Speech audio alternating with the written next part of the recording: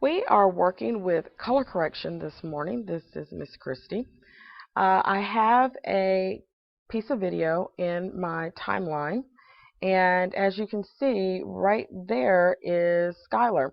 She looks pretty good right there, but I believe I can do a little bit better with Skylar if we have time to do it. And when I say if we have time to do it, meaning do we have an extra 5 minutes? Because this is only going to take 5 minutes to show you how to make your video look a whole lot better.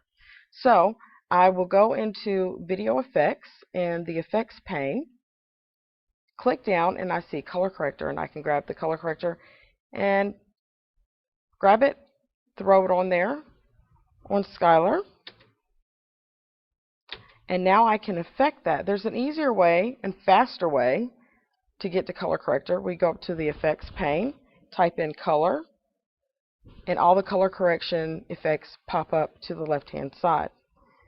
So since we've already grabbed it and already put it on there, to be able to manipulate this clip, what we're going to do is head over to the effects control pane, click it on, and we are going to get the video looking perfect first. And then we'll work on popping out her colors, her saturation and her colors. So we'll go to our input levels, our sliders, and we can slide it down just a little bit. I think that shows a little more contrast. And I want to open up her eyes just a little bit because we're going to try to pop her eyes out there. So I'm going to put a little light on her eyes. I think I'm going to leave this one where it was. For my output, I'm going to leave that just about there. And I might crunch down. Nope, not going to crunch down my white. Okay, I think she looks pretty good right there, but of course she could look a little bit better. So we see here she looks a little lighter. You can see the highlights better. And then you can see there's a contrast between her hair, her hand, and her eyes there.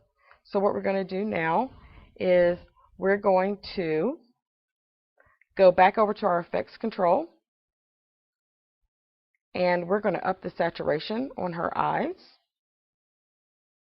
You grab the saturation here. You can always go down and do it with the sliders as well, which might be a little bit easier for you. And I think she looks, I'm going to pop her up to about 140. 141, 140, 141. I think that looks pretty good. If you take a look over at your source monitor, there we go. She looks a ton better, and that only took less than 5 minutes to do. So when you say you don't have time to do color correction, you definitely do. Even if you have a ton of clips and you want to make sure you do the exact same color correction with those clips, what you would do is you would go to your clip in your color correction pane, right click it, copy, and let's just say we have this down here. We'll move this down here,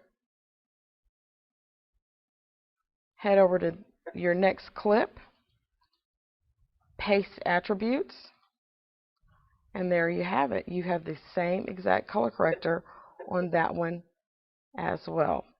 And that was color correction in less than 5 minutes.